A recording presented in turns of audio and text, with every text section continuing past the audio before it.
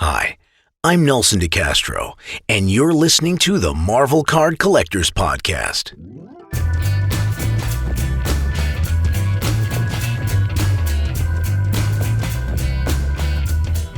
Hello, everybody. My name is Ian Taylor, and welcome to the Marvel Card Collectors Podcast, brought to you by the Marvel Cards Fan Collective. You can find our two groups on Facebook, details of which are at the end of the podcast, so come and check us out. With me is my co-pilot in all things Marvel cards.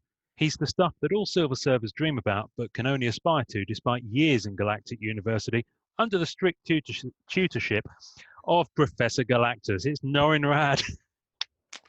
Best introduction yet. I love it. If I hadn't muffed it. That was good though. You did good. I mean, that was a mouthful. Good. I love it. It was a mouthful. It was a mouthful, said the actress to the bishop. Welcome, everybody. How are you? Not that I'm expecting anyone to answer back at that point. So, how you getting on, Norrin? How you doing? I'm going good, man. Good. It's Sunday morning. We're a tiny bit later than we scheduled because basically I didn't communicate to say yes, we were definitely on at 9 o'clock. And I am extremely forgetful. And you're forgetful. So there's a rather humorous thread on MCCW, which people have taken the ball and run with, where I simply posted, "Has anyone seen Norrin this morning?" And oh man, the number of GIFs of things looking for things is great. Oh, this is awesome. So yeah, you got to go and check it out. There's a particular video that is going to be put on the tasting notes. So so this episode might be titled "Where's Norrin?" Perfect. It won't actually. I've got. So first of all, I'm gonna dive in. The opening of this episode was one Nelson, the glorious artist responsible for 25% of Marvel Masterpieces 1995, as well as working on a huge volume of other Marvel sets over the years. He did our intro on this episode this week, and you probably think that we've had a bit of a production budget uplift, because how cool was that? That's pretty amazing. I mean, seriously, it was absolutely incredible. So he'd promised to do an opening sting for us a while back, but I never like to chase too much because I don't want to annoy people, because we're asking them to do it off the kindness of, out the kindness of their hearts and to support us. And Nelson's always been really cool in the group and really approachable, but he's busy, like everyone else.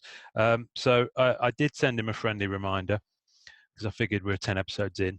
It was time, and he came back with it within half an hour. And I said, "Wow, you should be a recording artist, like a voiceover artist." And he replied, "I am. That's why I've got a studio at my house." And when he'd referred to a studio before, I thought he meant an art studio. What? He has a recording studio at his place? Yeah. So he's clearly, he clearly has more than one string to his bow. I have a feeling he's also does teaching and is also a musician. But listen to the guy. His voice was magical, man. Like exactly. It was very beautiful. Exactly. It was very studio-like. Exactly. So we are going to have to stump up the budget. Nelson, you are now officially the announcer. We'll have to send him some money and pay him to do some proper stuff for us, because that was absolutely out of the park. So thank you, Nelson. I asked Nelson, as we do with all artists who support us with an opening intro, if they want us to pimp where they live on the internet. And his rather incredible response was, "I'll just tell them to come find me on Facebook. I'm the only Nelson DeCastro on there." That was literally it. I would direct you to his Instagram, but he has no posts on there at all, despite having had the account for who knows how long. So Nelson, thank you for the opening intro to this episode. Thank you so much. Yeah, that was really cool. And we've got some cool ones coming up, actually, which I want to talk to you about, Norrin, but we are recording, so yes, I'm not going to. Yes. So VIP access.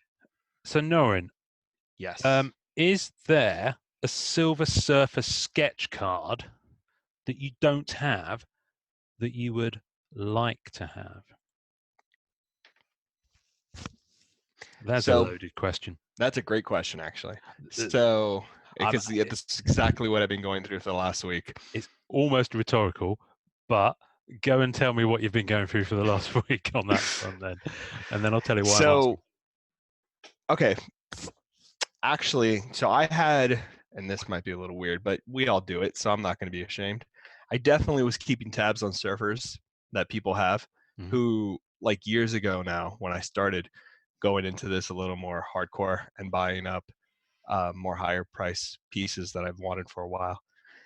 And I finally got a piece, not a surfer, funny enough, but I finally got a piece from an infamous collector that we all know in our group, Jeff Fenwick, who was kind enough to trade me a card, which, you know, it was a really good trade.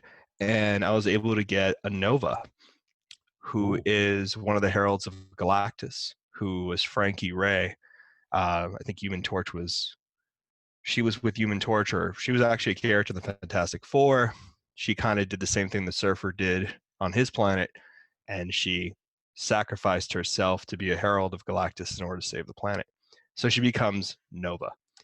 I've been dying to get this card because I have this thing I want to do, which is I kind of want to have all the Heralds of Galactus from Fantastic Four Archive, Nice. one of each. No particular artists, but my tastes are really specific, hmm and I wanted to kind of fit this kind of themes around these two cards I have already. So I have a Silver Surfer Jim Kyle, which was one of my first, which I'm a huge fan of and super happy to have the card. And then I have this Nova, which is by Chow. Forget his first name, Chow. Okay. I can find out.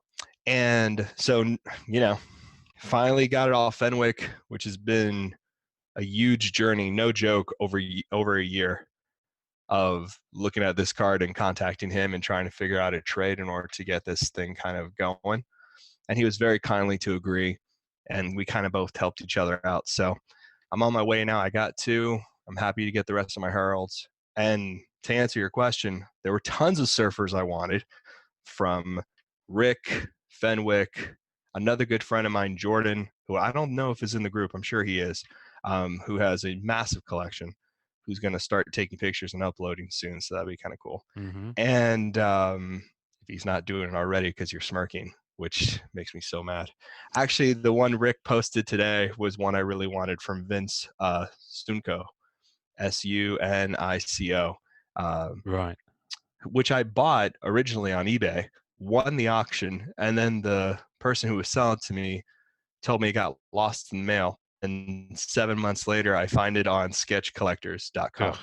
So yeah, I'm sure that has nothing to do with Rick. I'm sure that has nothing to do with Rick. Yeah, of But course. sometimes, you win auctions and then suddenly people see everybody bidding on it and they think they can sell it more. So they hit up private collectors, messed up stuff. That happened a long time ago now, a couple of years ago. But right now, technically, unless you're going to show me something I want, which is really going to upset me and make me cry inside, I'm actually very happy with my collection. This is post Ian's reveal. Okay. No, Knowing, can I make you pre-Ian's happier? reveal. Shit. Yes, I'm ready. What is that? This, my friend, is a listener gift. Okay. So I haven't shown this to you. It's a PSC. Okay. Okay. And All I have right. one. I have one as well. Ah, Okay. cool. So there's the cat. And this is from a young man, I'm assuming he's young, by the name of Liam Cleal, who is a countryman of mine, actually. He's in the UK somewhere. Oh, wow. Who is on Instagram as his Instagram feed is LC_artwork08. So go and check him out. Liam, thank you for these. So basically, Oh, how Liam, nice. what he's done, he's just found the podcast somehow and started listening to it. What? Then found me, and I think he follows you as well on Instagram. And he's basically he's getting started. He's starting to get himself going on sketch cards, and he's practicing, and wants to become a sketch card artist for Upper Deck or tops, or I imagine he'll take whichever route into the industry he can. But I'm guessing he's a fan of Marvel because he listens to us, and he likes the podcast. So he's written on the back of these, "Congratulations, love the podcast, keep it up." The best. And he's done. He's taken time to do 2 absolutely free of charge gifts. It was so kind, so wonderfully generous thing to do, and send them to us, Okay, which is brilliant. That's freaking awesome. So the only thing I'm devastated on is that I have to wait for the shipping on that awesome card. yeah. Well, thank you so much, my friend. I'll accelerate that one for you because I have a Marvel Age here, plus those other 2 surfers I found for you the other month. What? Presents. But yeah, he seriously, Liam. If you're listening, Jennifer Wu at Upper Deck, I believe you're the lady responsible for, or with a certain amount of influence over the talent pool, because I know you were the lady who offered Simone the Masterpieces 2018 gig. Don't know if you deal with the sketch card artists as well. I'm guessing you probably do, or part of that team. Check this guy out. Give him a look. Every day you practice, you're going to get better, Liam. So thank you very much for sending those. That's a really nice little gift. We'll put pictures of these on the tasting notes, and we'll pop a link to your Instagram feed. And just keep practicing, keep learning, keep doing your thing. And yeah, wow, they wrote in the post, and I was like, wow, so that's nice. really nice. He reached out a while back and said he was going to do it, and I was like, "Yeah, that's really cool. Thank you." And then they arrived. So there we go. That's so cool, man. I'm so glad this show is finding aspiring sketch art artists as well. That's really fantastic. I just thought that was really sweet. So yeah, one of the things is, I mean, people all over the world. I mean, I was chatting to. I'm not even going to try and pronounce his name just yet, but a Greek artist whose name has lots of K's in it. You know the guy I mean. Yeah, I do. I'm not going to take Who's amazing. Yeah, I just wish I knew how to pronounce. Yeah, me too. Many of these artists' names. So I was chatting to him, and obviously we were chatting to Peach Momoko. There are artists all over the world, and that's what's brilliant. So, and I know that there are major artists who work on Marvel sets who are in the UK. Sean Stannard is one of them. Darren Chandler, who's not too far away from where I live. Marcia Dye, actually. She lives in the same city as me. I've never met her. Just so happens she lives in the same city, and I think her daughter's just getting started on sets as well. I saw her posting on Sketchcard Fanatic. I have 2 people who live really close to me, which is really crazy. Axbone and Megan Hedrick. Megan, yes. Megan. She's in Atlanta, and I mean, she's so phenomenal. She's a great artist, but she's near me too. Well, yeah, which is just totally crazy. Yeah, Axbone. I don't know if you listen, Axbone, but if you do, you're welcome anytime.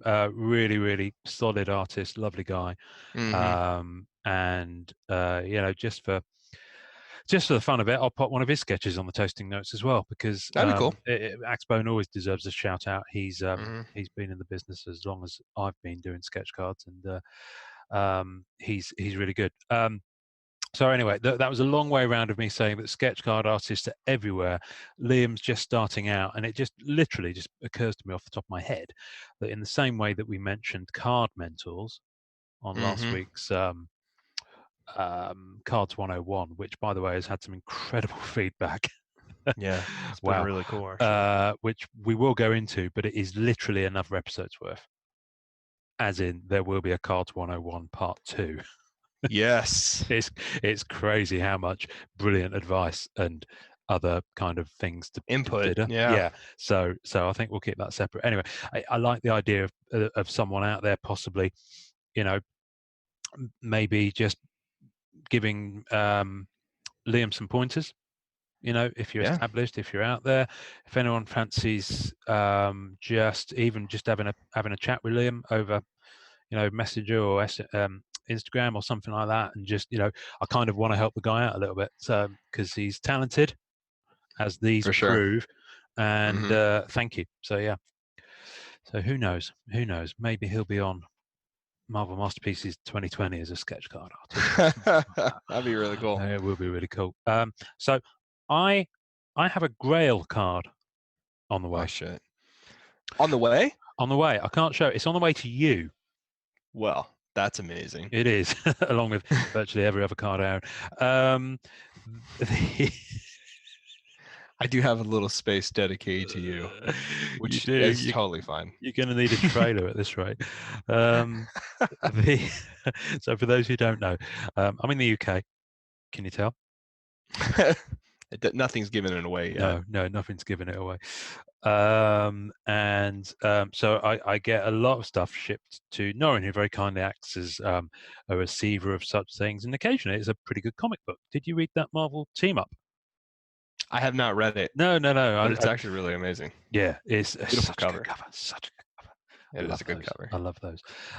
So Norrin's got a lot of my stash ready to mail over, including some wonderful stuff. Anyway, the Grail card, for the longest time, I mean, I'm doing years, I've been looking for the Marvel Masterpieces 2007 had some interesting chase cards. It wasn't a vast set by today's standards, but one of the chase sets, one of the things they did, they had several free panel artworks by different artists. So there was an Alex Ross one.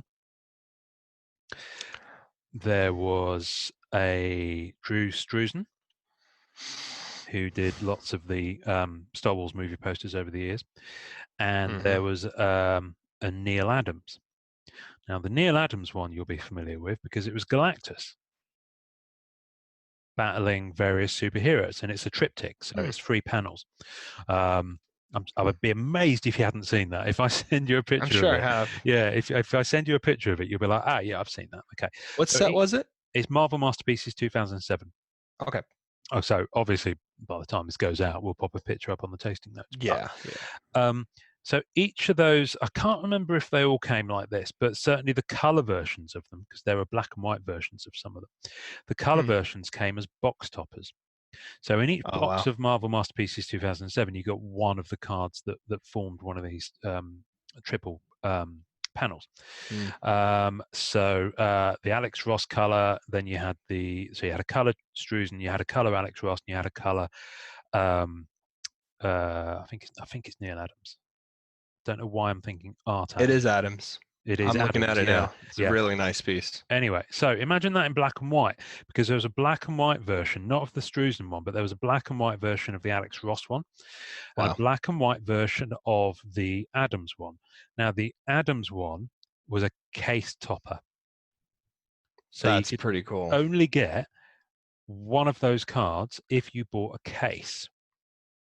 And for the longest time, I've had 2 of the 3 of them, but couldn't find the last one that I needed, which, as you look at it, is the left-hand side one where Galactus's beam is at its widest.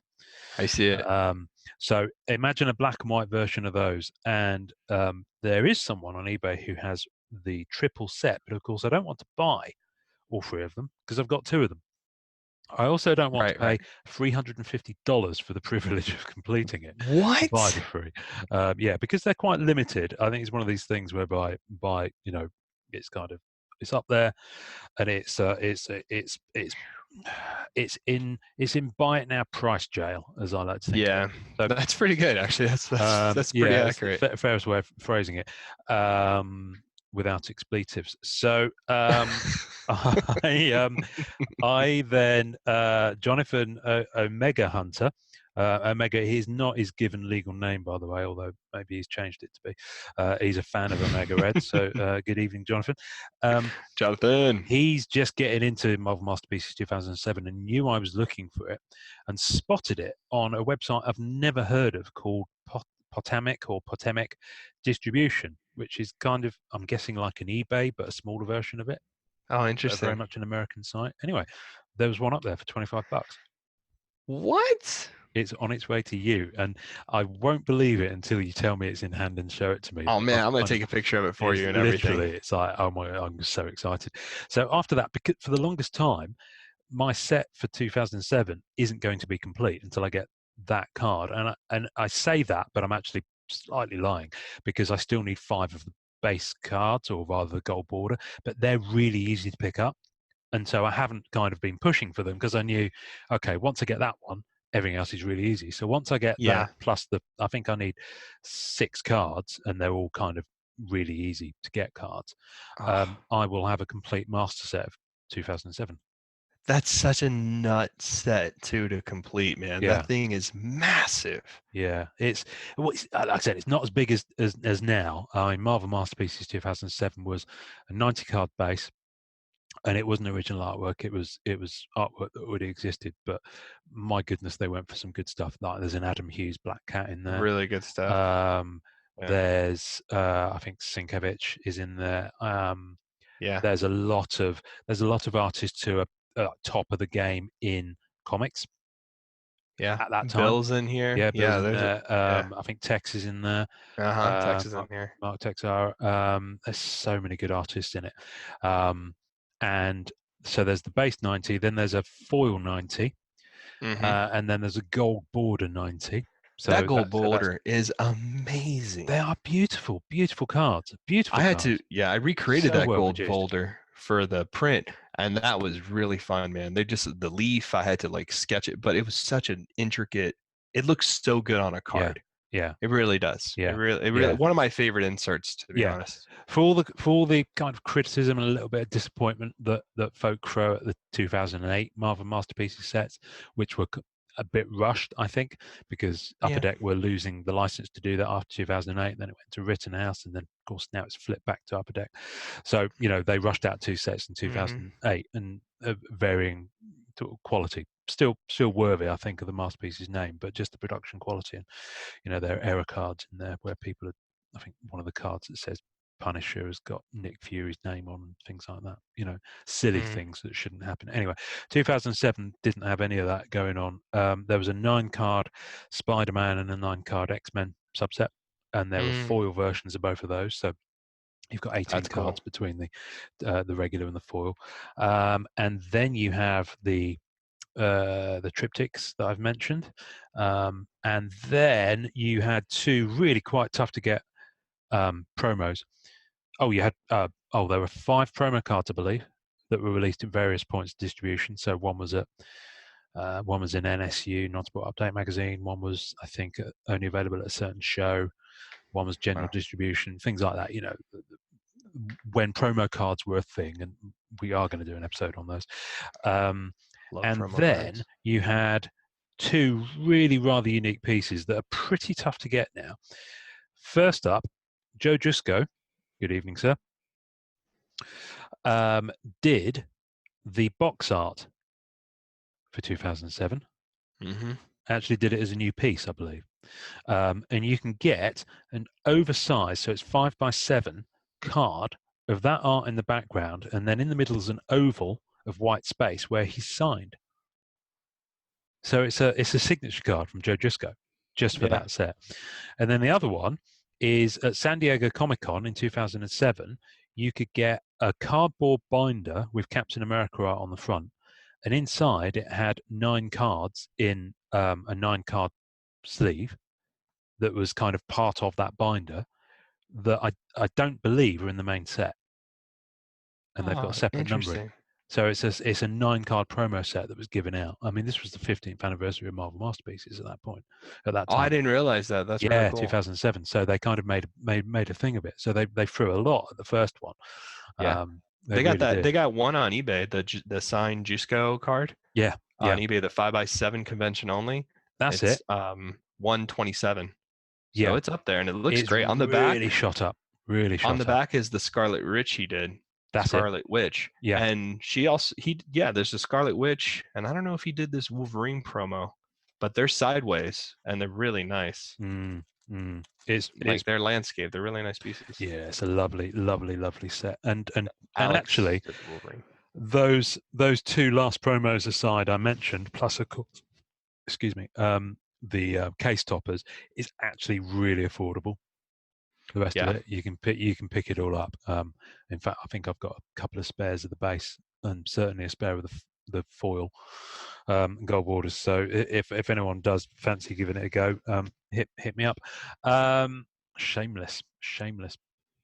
So Shameless. I'm not going to talk about the Card 101 episode feedback just today because I think that will be an episode of itself. Yeah. So maybe next time.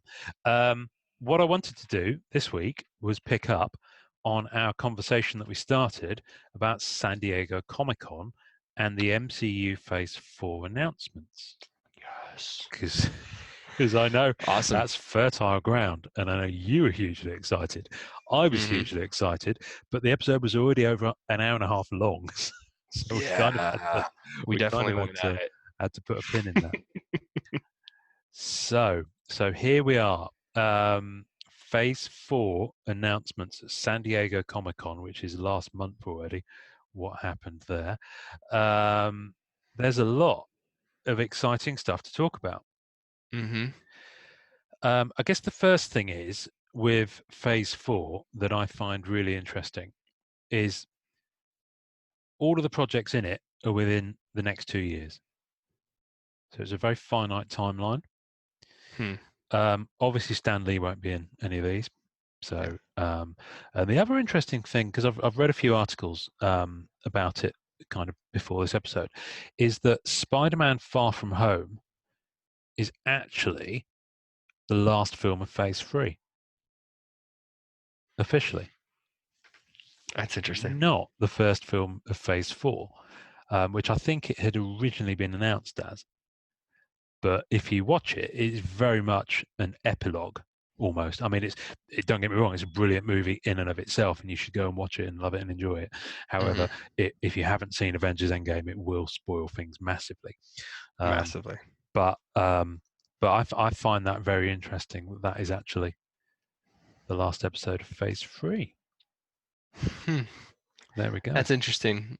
That's really interesting to think about. I mean, it makes sense, right? Because it wraps up Spider-Man's arc in terms of him having more of an idea of what role he's going to take. And and obviously the mentor that he had within that universe. So I loved it. It was a great film. It was a lot of fun. It was a lot of fun. The first thing I will say about Phase 4 is that there is no Spider-Man movie, which I thought was interesting. So, however, there is the first kind of 4 movie, as in the fourth in a. It is Thor 4, which I can't say without taking my teeth out. Which is actually the last film in the run of films. So the interesting thing about the Phase 4 is that it's evenly split between cinema and TV. Yeah. So Disney Plus is going to have a lot of content to themselves. Yeah. So you're going to see a lot of changes coming from streaming content. And I think really 2020 you're going to be in making different decisions about what streaming services you're going to be aligned with and so forth. And Disney's making sure of that. And that's going to be an interesting future because right now we've had a world of Netflix, Jessica Jones, Daredevil, Luke Cage, very specific kind of streaming site and kind of tone in Marvel movies as well. But now we're bridging over cinema, film actors, which, there's really not, you don't really have that clear divide anymore between what a film actor is and a TV actor. So, but this kind of just nails it down. You're going to be able to bridge your home viewing with cinematic viewing and kind of get the best of both worlds. Exactly. Absolutely. Really. I mean, Agents of S.H.I.E.L.D. was supposed to be a tie-in with them, and of course Samuel L. Jackson appeared in the pilot episode. Jamie Alexander, who played Sif, appeared in season 1, and I think there's been a number of other cameos. I haven't watched Agents of S.H.I.E.L.D. since season 2, simply because I kind of got behind with it and then had a child, so I didn't watch anything for quite a while. And breeding will do that to you. So until she's old enough to watch Agents of S.H.I.E.L.D. season 3 onwards, I'm kind of stuck. But they obviously, I don't know how closely that links now with the MCU. in the later seasons, but I know that aside from very few comments about the incident, I think they called it, in Daredevil season 1, where they specifically refer to obviously something having happened in New York. And I think there could be some Chitauri technology stuff early on in the Netflix kind of Defenders universe that they built. But apart from that, they pretty much appear to have been said that they can't kind of reference it or can't be part of that world. Yeah, they can't, because Netflix, when you sign up, like there was a show that my wife enjoyed that I enjoyed as well, Tukey, and forget what it's called, but it was a cartoon, and it was a pretty interesting cartoon talking about anxiety and stuff like that, and it was pretty risque and really funny by these two very good comedians. And the show just got canceled, and Netflix has been doing this quite a lot to new shows that they're signing. So maybe after one season or two seasons, if they don't become kind of viral and kind of heavy referenced in culture and stuff like that, they basically cancel like Stranger Things. Yeah, like Stranger Things. So, but the trick here is that when you sign up these new contents to Netflix for some of these shows actually has an 8-year reserve for the idea. So they can't shop the idea around to another network.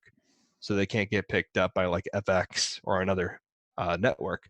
Interesting. They're actually, that idea is dead in the water for 8 years. Okay, so they option the whole IP then.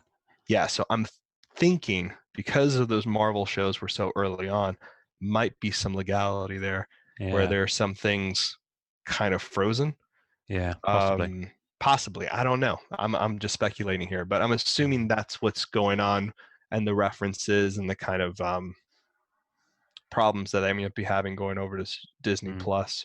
Plus, I really think what they want to do is show people that when you get our streaming service, you're basically getting the movies at home, because they're signing actors who are in the films to take the role again, but this time in a TV medium. Exactly. I definitely think we're going to see, if Disney, if this really goes the way that people are saying that it's going to go, you're going to get a different level of like action movies. You know what I mean? Like in Agents of S.H.I.E.L.D., like no, not talking trash about that show at all. But you know, when you get shows that are sci-fi or heavy action, that are TV shows and episodic, the type of effects and the types of gimmicks and the type of things they can't do are obviously not on the level of a film that has all these months of preparation and work and pre-production done into them. And budget. And budget. But I think Disney streaming is perceiving it's going to change that a little bit. And that's what I'm perceiving is going to happen. I don't know how else they're going to pull off signing such big actors to these projects if they're not going to up the budget. Exactly, which is a brilliant segue then to segue of the week. Well done there, Noreen. Well done. So let's dive into the TV, because the reason I want to dive into the TV first is because you might think that you've seen the back of certain characters. Well, not so. So the TV series, there's 5 TV series. 4 of them you'll be very, very familiar with. One of them you'll be like, huh? What's that? So the first one, The Falcon and the Winter Soldier. That's the first one that's going to drop. And that's obviously Anthony Mackie playing the Falcon and Sebastian Stan playing the Winter Soldier. So straight away, you've got 2 of the guys, like top MCU A-list actors, on the TV show. So that's setting the bar pretty high. Then you've got WandaVision. And I don't mean one division, as in the pop group. I mean Wanda, as in Wanda Maximoff, and Vision, as in Paul Bettany's character. So you've got, and that one is obviously Paul Bettany in his kind of characters. Oh, listen, if you haven't seen the MCU movies up to date, then and you're not up to date, you might be a little War and Endgame, then you're going to be a little lost. But spoilers are about to abound, because quite frankly, the people who are listening, if they haven't watched it, switch it off now and go and watch them all. Come back. Yeah, and see, Wanda, and they're gone. There you go. There we go. I heard the door shut as they left. So, and of course, Paul Bettany's character Vision died, as we believe, at the end of Infinity War.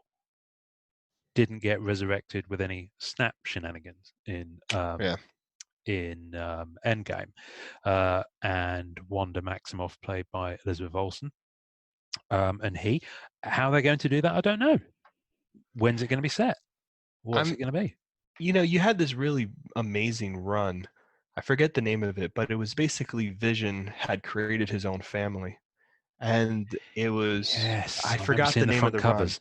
Yeah, It's phenomenal. One of the yeah. best graphic novels. I mean, really one of the best in terms of Marvel. It's really it's top 10.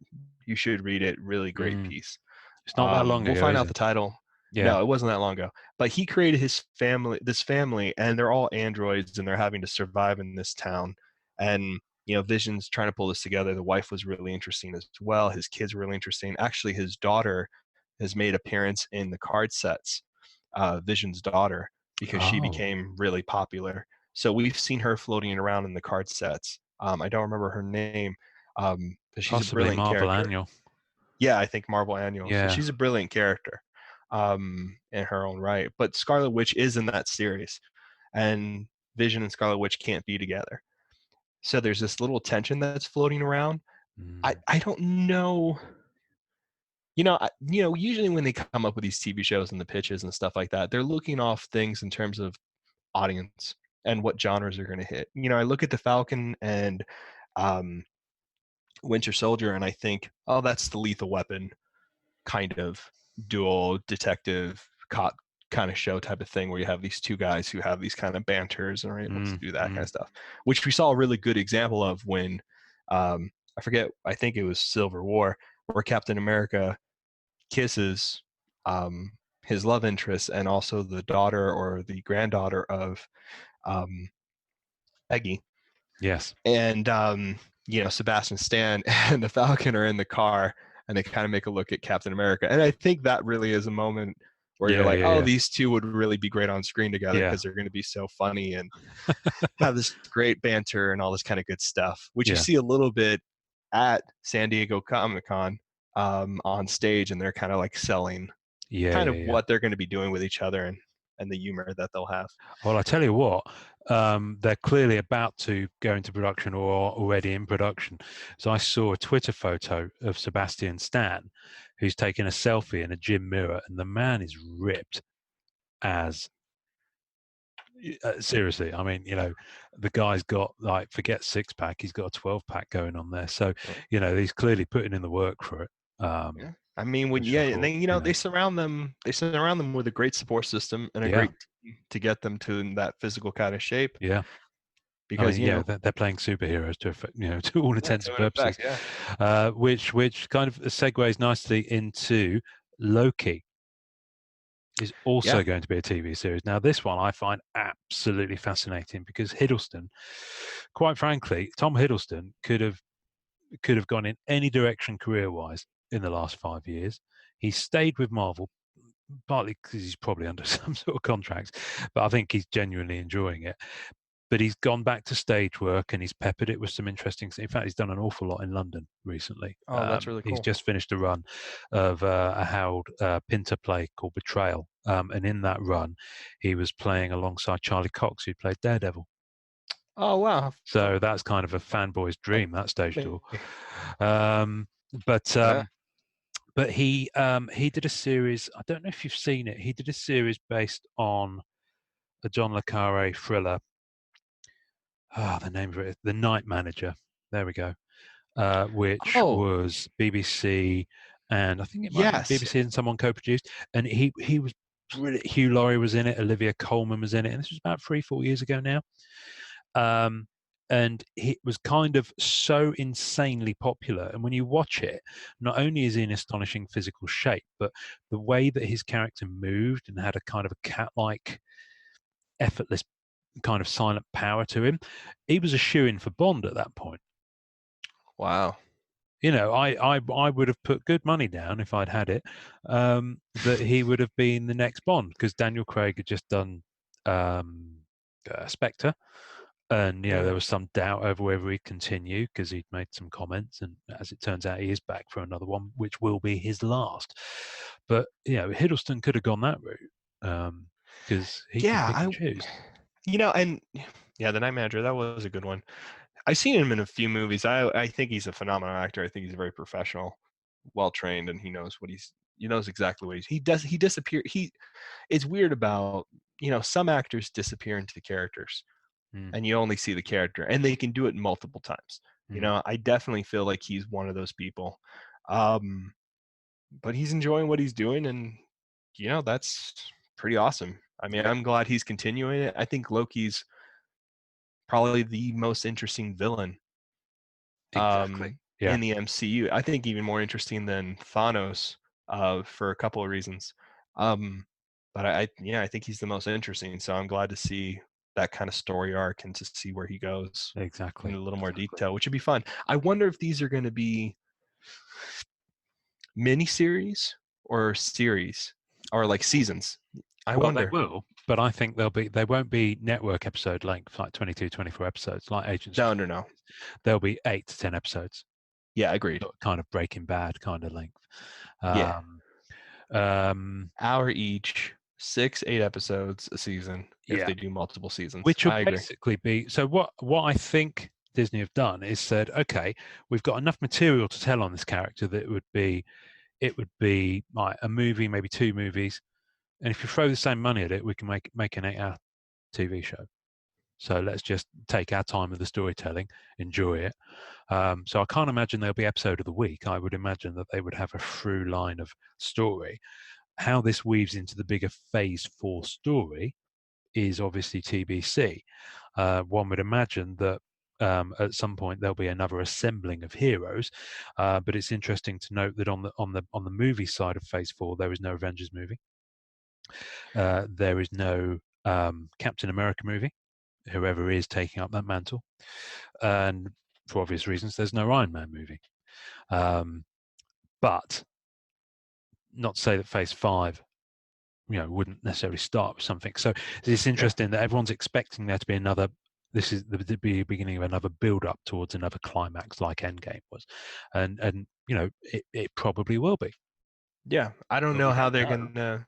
We don't know. I mean, I'm hearing speculation of Secret War, the Illuminati. I'm hearing all that kind of stuff to try to get Fantastic Four and Yeah, X-Men back into the mix, yeah, which I'm sure they're gonna sprinkle them in. yeah, I'm sure we're gonna see movies where we're like, oh wait, Wolverine's in this, and exactly. Wolverine will be some kind of minor or Yeah, major character in a film, and then the spin-off and the stuff will exactly. start happening again. Because I mean, honestly, couple of things here with the phases, right? Fatigue, right? If Yeah. you're, people are going to be tired of Mm, getting a lot of these stories. I know they did the TV shows to guarantee that Disney Plus become a thing. yeah. They've been wanting this for a long time with the streaming service. Mm, And I know having this avenue of Marvel movies coming out is the thing that's going to yeah. guarantee its success. Yeah. At least that's, plus you have Star Wars, The Mandalorian, you got a bunch of pieces coming out Hmm. that people are subscribing specifically for these licenses, these Yeah. IPs. So And the I'm key sure word that's there is subscribing, because it's subscribing. about regular income, not a one-off And movie ticket. It's yep. about a regular amount of money from a big amount of people And over that's what a they're long period hoping of for, time. something Yeah, consistent, because the bubble's gonna burst. Hands down. It will burst. It will, and it might not burst and completely go out of fashion. I think there's too strong of a legacy there, mm, especially with the new generation. So, but I do see it subsiding. I do see a lull yeah, coming up. yeah. So that'd be interesting. Now, what could happen with cards might be pretty fascinating. Are we going to see some new sets coming out that are going to be like Marvel Annual is something for comic books? Are we going to see a set come out for what's happening with the TV shows? Are we going Well, to see? we're going to come on to that in a moment. Yeah, We're going to come on to that in a moment because we because we will talk about cards. yeah. So the last one. Well, I'm going to switch these around in the order that I'm seeing them on my screen. Hawkeye is actually last, but I'm going to talk about Hawkeye next as a TV series. So Hmm. Jeremy Renner has said that he will be in that, but he's not the main character. He No, is not it's good. Hawkeye. So it's Kate Bishop, who I believe Yeah. is over the last few. Marvel's done some series over the last few years that have been like standout, top end, like that Vision series you were talking about, and the other one, of course, was the Hawkeye series with Kate That was Bishop, a really good series. which had a really interesting creativity to it. It was really fresh. It did something different with the character. It kind of, rather than the reboot issue crossover events that Marvel still do, this was one of the fresh original things that came out, and I think they've clearly chosen wisely to harvest that along with the WandaVision, if we're assuming it's based on that. Yeah, which I don't know. I'm just assuming that because there, my suspicions are that Kevin Feige is reading maybe not pieces that are fan popular, but have real character deep dives. Because he refers to the Jane Foster character with Thor, which I know I'm jumping the gun here, but if he's reading series like that, I know he reads the Vision series. I know he read the Hawkeye series. I mean, those choices, especially with that font and that logo for the Hawkeye, that's lifted right off the graphic novel. Absolutely. So, and we'll pop these on the tasting notes. Yeah, we'll pop. Yeah, there are image idents out for each of these 10 properties. Yeah, we're only up to 4 of them so far, but yes, there are. He pulled that 5 logo. movies. He pulled that logo for a reason. You know what I mean? You don't pull that specific Hawkeye purple logo that's very iconic to that particular storyline. He's reading certain key pieces that are having good deep dives on characters. So we're seeing these stories because they have enough in there to last and to be their own. And this is why my other point was, I'm not sure if these pieces are going to be miniseries or multiple seasons, because they could be they could just be one-offs. I don't know. I think I don't know. If I had to put money on it, which money I don't have to put on it, I would say that you and me both, brother. Spent it all on cards. I would say that these are going to be miniseries. I feel like there might be shorter pieces that are units, and you can go there, get Disney Plus, look at them as they come up, and then you have these accessible units of these little chapters of stories for these particular characters. I don't know. I'm assuming that's what they're doing. If they do multiple seasons, they run the risk of fatiguing the IP, which I'm assuming is a worry for them. I can only imagine is a worry. Well, it's interesting you mentioned that. We've got almost a year to wait until the next Marvel content. See, that's what I'm thinking. So that when I saw the dates, I think they're taking a beat. So. Yeah, they're taking that beat. That's smart. Take a beat, man. Yeah, exactly. That's what I would do. They also don't want to have Star Wars Episode 9 be going up against any of this stuff because they're kind of competing with themselves. Well, that's what happened with the last Star Wars too. Exactly. You know what I mean? They were kind of like, okay, we're the biggest people here, but we have 2 competing IPs because they're there's a lot of crossover with nerds and geeks and dorks. We like multiple different IPs. So so the last one on the TV slate is an animated one. But with the voices of the actors that have been in the MCU. And this one is What If, which, if you know your comics, is kind of almost anything goes. It's like, what if this happened instead of this? So an example, what if Spider-Man had married the Black Cat instead of Mary Jane? What if Captain America had joined S.H.I.E.L.D.? What if Conan the Barbarian lived in modern day New York and the photo of him had him with a gun in his hand instead of a sword? So, but there's some, and what if Jane Foster wielded the power of Thor?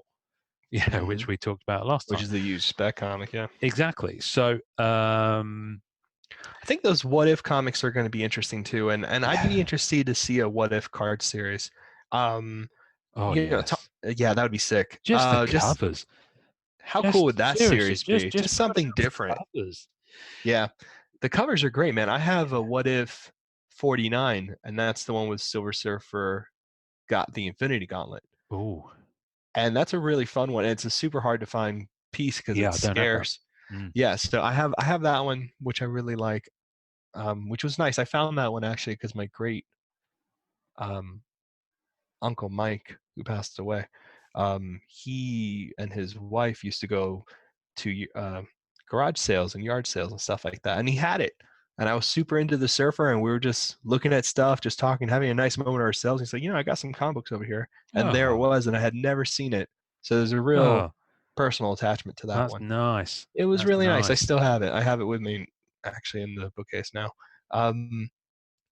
Those what ifs are good for audiences too, because I think, and what I'm hoping they're going to do with that is keep things fresh. Because in Captain Marvel, it was pretty surprising to see the Skrull having, right? Yes, having the particular issues and actually being a race of slaves to, who Captain Marvel was working for at the Yeah, time, but they and buying flipped it. into, but they flipped it right Yeah, into they flipped it. propaganda, Yeah, right? Which which is a lot really of people, I've seen a lot of people pissed. getting annoyed about. It's like, well, of course they're going to try something different. They should. That's my point, though. That's I the whole think the point. What If series would be a fun way of introducing you to characters you thought you knew and seeing Exactly. them do something different. But Because yeah, that's a one way in which you guarantee some mm, longevity with mm, this. mm, It's so much part of the pulp culture. So many mm, people know about superheroes. They'll never leave. You'll always have Spider-Man. Things will always exist with these mm. particular characters. The wave of the future is moving away from nostalgia, because that's had its time and that's coming to an end. And it's going to be like, how do we keep these characters in stories? How do we keep them surviving? How do we bring them back? How do we talk about them without talking about them? Mm. And we're going to see a lot of innovative things happening, Yeah.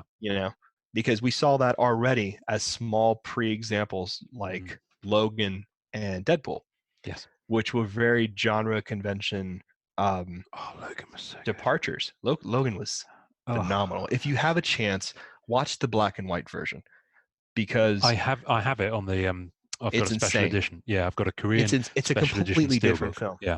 It's Yeah. completely different movie. It's Wow. completely a different movie, and it's my favorite MCU movie, hands down, is Logan. I can't Well, that's think. the thing. It's not an It's MCU Fox, movie. right? It's Fox. Yeah. Superhero movie with Marvel Comics in general convention, I would say, is Logan for sure. Wow, that's interesting. For sure, The hands down. thing about nostalgia, But yeah, Owen, I don't know. I think we're going to see things. Yeah. you're muffing up my joke here. The thing about nostalgia, it's not what it used to be. Wow. Just couldn't help yourself. Feel like I've read that on a popsicle stick somewhere. You probably have. Anyway, I muffed the delivery. I'm all about good. muffing the delivery today. I'm going to flip to the movies quickly, because Yes. then we'll get into the cards, because you said something that I found interesting when we were talking about comics on cards. So comic covers rather. So the movies, Black Widow. Finally, she's going to get her own movie, but of course it will be not a prequel necessarily, but it will be set before Endgame, clearly. Yeah. Maybe that is a prequel. So I think where Jeremy Renner and Scarlett Johansson say to each other on a number of occasions throughout the movies, is this going to be like Budapest? Mm-hmm. So maybe this is the movie you find out what happened in Budapest. I would hope so. Cool. Yeah. Because it was clearly quite an iconic thing. Which, if it was actually, would mean that Jeremy Renner would pop up in it. Yeah, I'm assuming he's going to make some kind of appearance. And then it kind of goes out there a little bit with some new IPs that Marvel are putting into the mix. The Eternals. Yeah. Now, I must admit, I'm not massively au fait with the Eternals, but I know they're Kirby's. Jack Kirby's. They're definitely Kirby's, and they're for original comic book collectors. Those pages are considered holy grails. Wow. In terms of what people like, I was watching a couple of videos and stuff like that. Like, and if I'm ever wrong in any of these things I'm saying, I apologize. But I was watching a couple of videos, and they were from comicartfans.com, which is another great site for some hard to find sketch cards and original comic book art. They're really fantastic. I like what they do over there. And it was a really cool thing where they were talking about the internal pages because of what Kirby did and how much Kirby kind of had free range It really was his baby, I'm assuming, from the way they talk about it. So I feel like taking some of these IPs that are lesser known and have less fandom allows them to insert their own stories, their own. It's a lot of freedom. You know what I Yeah. mean? It has to be really difficult to write around an IP that everyone has an opinion on. Like, I was so impressed with what they did with Spider-Man because Spider-Man has been done in the past multiple times in two very distinct ways. Sam Raimi's way, and then of course, I I don't can't remember the remember the other director's director. name. Yeah, That's I the don't remember thing. him, but the other Sorry, Spider-Man. sorry, fella, but you're not. Yeah, sorry, pal. You're not memorable. I'm bad at names. Oh Yeah. shit. uh, and and then Kevin Feige and what they did with Civil War and the Spider-Man there was such a fresh take because we didn't have to be saddled with an origin story, and Exactly. the character was already in a space where they took into account Yeah. the cultural, the pop culture knowledge of the character. Yeah. And we're going to see more and more of that. I guarantee you they're going to use that same formula, which was a good formula, to introduce X-Men. We're going to get key characters that way. And I really think with the Eternals, of course, we won't get the X-Men appearance in Eternals, but in Eternals, I think some cosmic things are going to be kind of even more defined. Basically, my speculation, my opinion here is that there's only so many times you can jeopardize the world and the people that are in it. We already saw that with Thanos. We've seen it multiple times in the story arcs where, oh, the world's a danger. Everyone has to come together and do this thing. Yeah. I don't think, I think you can exhaust, I think you would exhaust that story. Independence Day resurgence. Right. and Right. Most of the Transformers movies, although they are a guilty pleasure for me. But yeah, and they're CGI on those Transformer movies, even though they're terrible scripts and horrible dialogue, the CGI on those are, I mean, spectacularly it is done. absolutely spectacular. Yeah, you can't. But there was literally too much happening for the eye to take it. Yeah. Forget more meets the eye. You can't actually physically, as a human, take in all the stuff that's happening on the screen. It's so intricate. They're so professional, and they really have an understanding of what they're doing already. Yeah. That they really know how to handle CGI work with reality, which is impressive. But you can't have the world end, so you can only have the world end so many times and that be an actual issue and audience to buy into it. So having the universe, having aliens, I think we're going to see them trying to infuse more sci-fi and more epic adventures like Star Wars. Certainly more along the Guardians of the Galaxy kind of introducing the cosmic. I think we're going to get a different side to that kind of convention. Like, Guardians of the Galaxy, we were able to bridge into that because we had Iron Man as a fun character, and then all of a sudden we see Star-Lord and we're like, oh, here's this dork, not this confident playboy. Now we have a dork that we can follow into. And I think they're going to try to push even further to continue that. What I was kind of alluding to was the concept of worlds beyond our world. 100%. Which Guardians did effortlessly, but you got a tiny little glimpse of Nova there. The Nova Corps. You've got, you've seen Thanos Adam Warlock as a villain. Yeah, you've seen Thanos as a villain, but we haven't gone there. There's more to that. There's a lot in there's a the lot cosmic. More. Yeah. Cosmic. Adam Warlock, world. of course. We got tons of stuff that's out there. Loads. And the other series that I always think is a shame that didn't work on TV was Black Bolt. What's his name? What's the Inhumans name? Yeah, Inhumans. Which I kind of feel that they've I think they were going that route with Agents of S.H.I.E.L.D. certainly when I was watching it. But I don't know where that storyline went because I haven't finished season 2 yet. But then of course they did that standalone season which ran 8 episodes and actually sorry, I've just had a watched item reminder come up from eBay. So I'm just going to open eBay on my browser. Stop here. Everything. Yeah, stop everything. I won some cards this morning. Oh, nice. I won some, literally just 50p a pop, so bargain stuff. But some Rittenhouse promo cards. just like they're all listed as about 12 I miss of them, I think. Rittenhouse. We should do an episode on Rittenhouse. We There's are so going much to.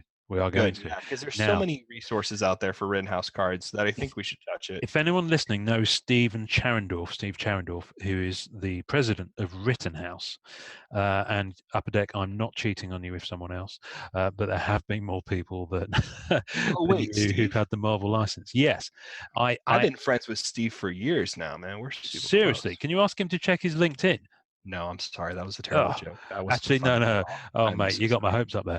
All right, I did. sent him a LinkedIn about 2 months ago when Oh, we good. started this podcast, and asked him if he would just to put him us on his radar, just as a group, if nothing else. Yeah. And I don't know if he's read it. He's never replied. And LinkedIn, I think you see the messages, not like Messenger where they go into message requests. I think you do see them, Yeah, I but haven't I'm been sure he LinkedIn gets in a like while. fanboys messaging him all the time. So I don't know. Anyway, if anyone knows him, especially any of the artists who might have worked for Rittenhouse, can you kind of wave a little flag in Rittenhouse's direction and say, "There's a lot of love for you guys, and we want to talk to you." Now, Seriously. maybe they're not allowed to under some bizarre licensing thing. You know, they're no longer working on Marvel, so they can't talk about it. We can I do know a it sounds tour of crazy. their. I know it sounds crazy, Yeah, but it's the kind of weird thing that would be in a contract somewhere. I can only imagine. But there's a lot of sets they did. It's certainly going to be a big part of the kind of phase 2, if you like, of sketch cards that I'm envisaging in my head, because Kevin St. Jack, good evening, Kevin, has been Kevin's throwing the over best. some mad suggestions, which are kind of exactly in line with what I want to do in terms of talking about sketch cards and having standalone episodes where we talk about like the beginnings of them, the sketchograph years, and then the second phase, if you like, which is Rittenhouse, and then obviously current. So kind of gold and silver and bronze age. Yeah.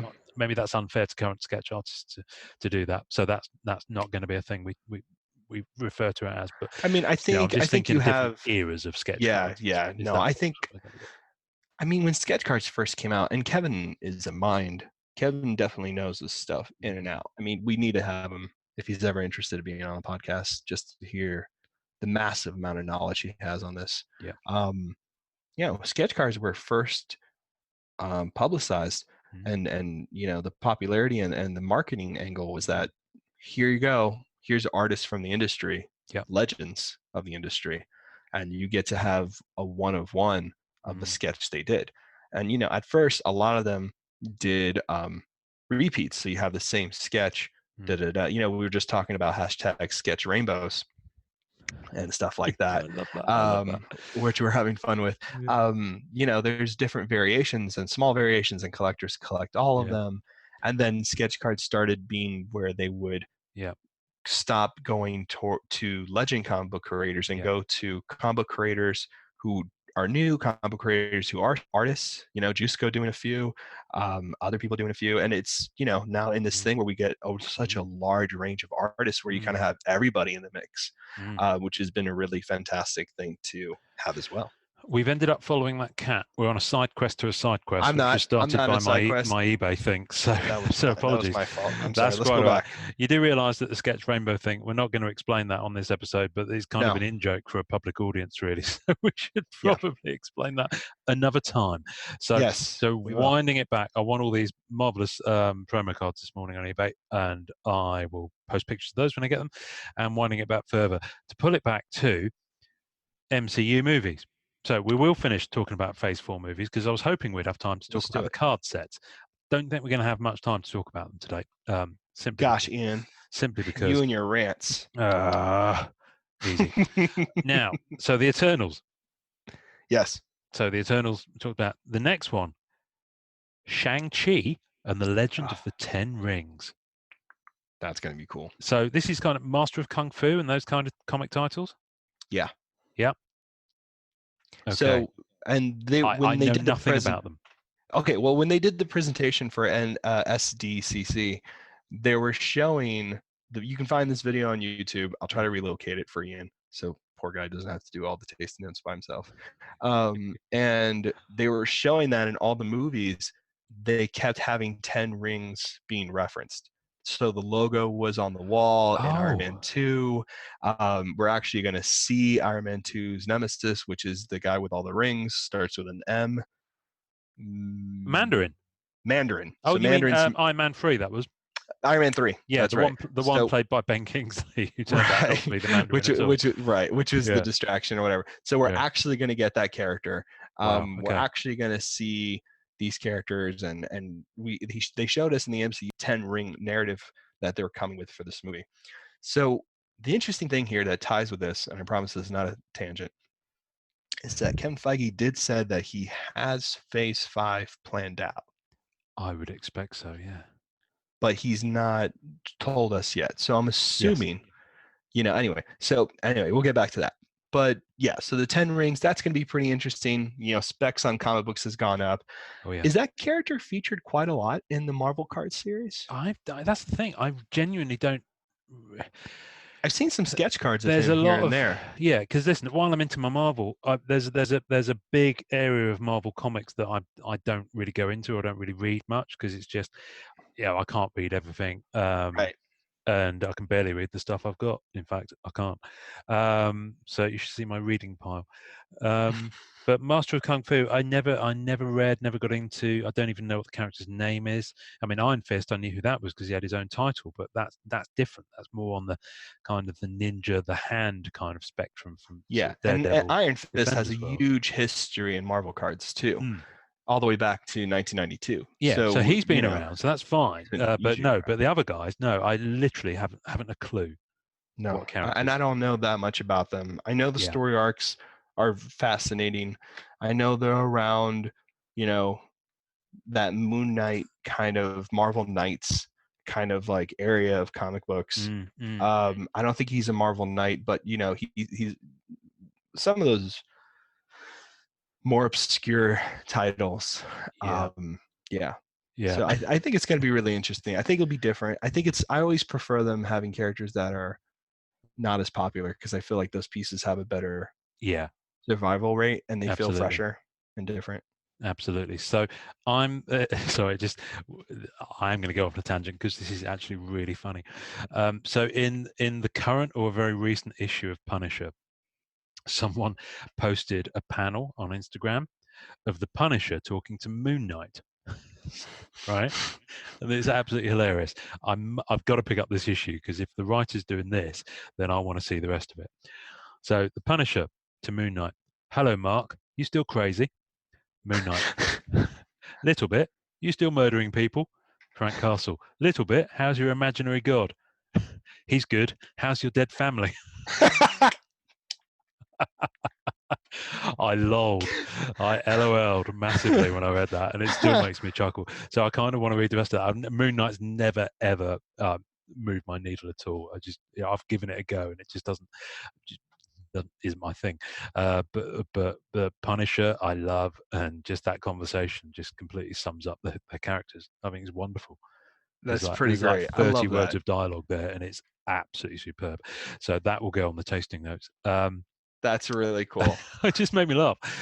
So who knows? Moon Knight. Maybe there's a way that they'll bring that character into that. They will. They already said Moon Knight's coming. So that's good. That's already been confirmed that Moon Knight making an appearance. And then the last two of the 10 properties, so 5 on the TV side, 5 on the movie side, that are all going to come in 2020 and 2021 because it's over a 2-year period. In 2019, that there is no new Marvel product in 2019 at all from the MCU.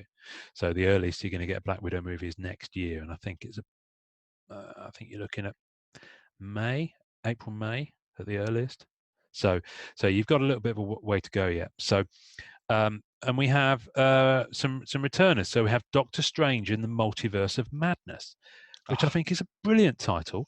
And Scarlet Witch is going to be in it.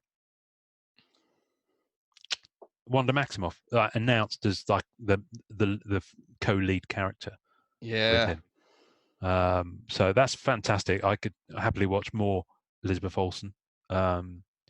Any day of the week. So I'm happy with that. You know what? I really like her. I think she's done a really great job. Yeah, I think she's great, and she really has. I dig her.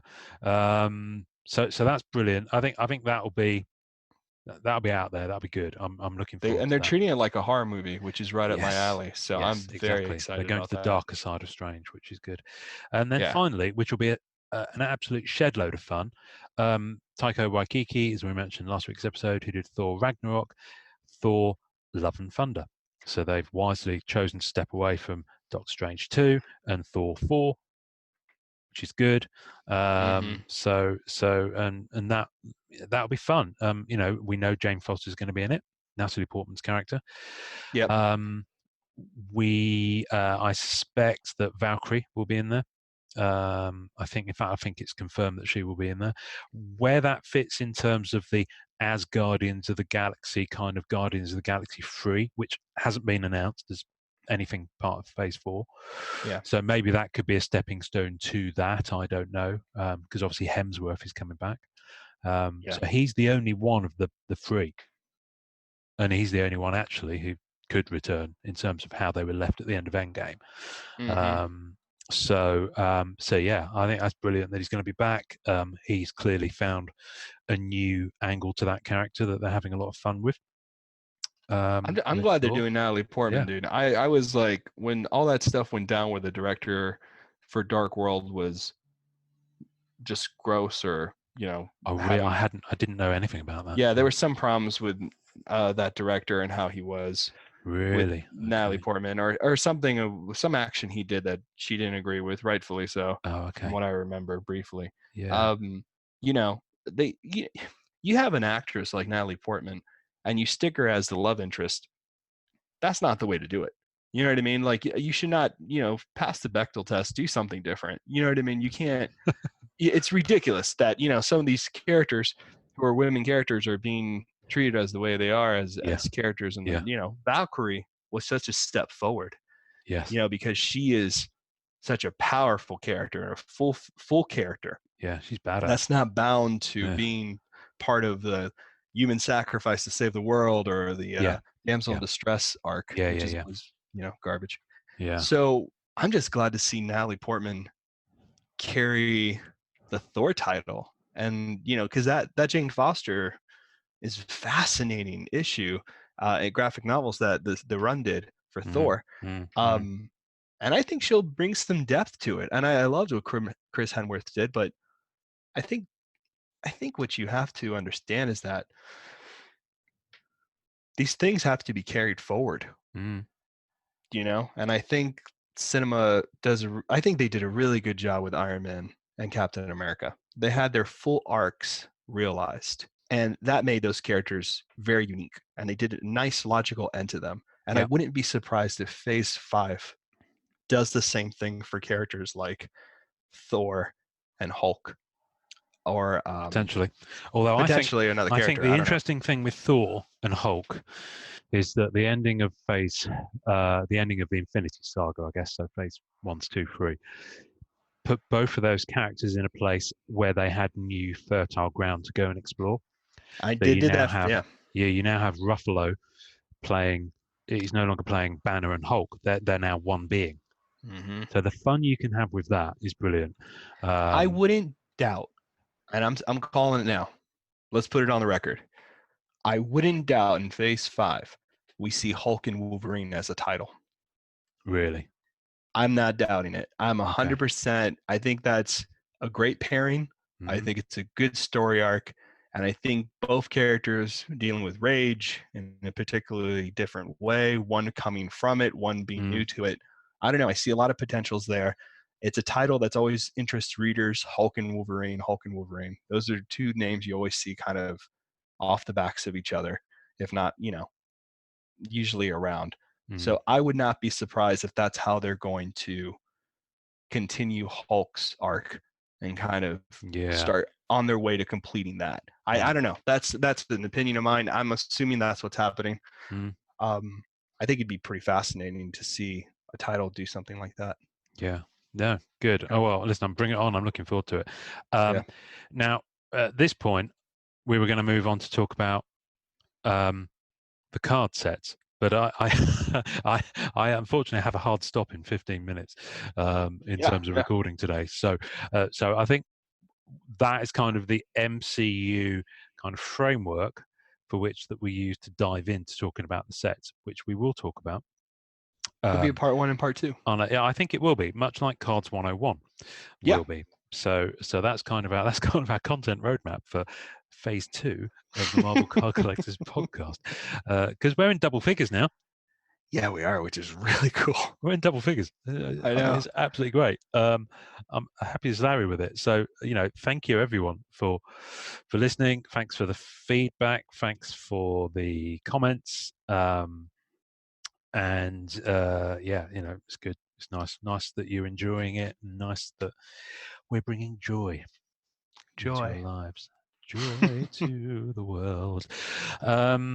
What else can I talk about on this episode that's card related without digging into the MCU cards? What I will say is that the thing that just popped up on eBay that I was going to bid for but eventually didn't because it just went sky high was a bundle of Avengers comics.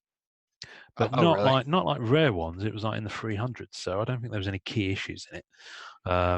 And it was starting off at a reasonable price and ended up 3 times what I'd have paid for it. So it's that whole thing about ending auctions on a Sunday. People go a bit crazy.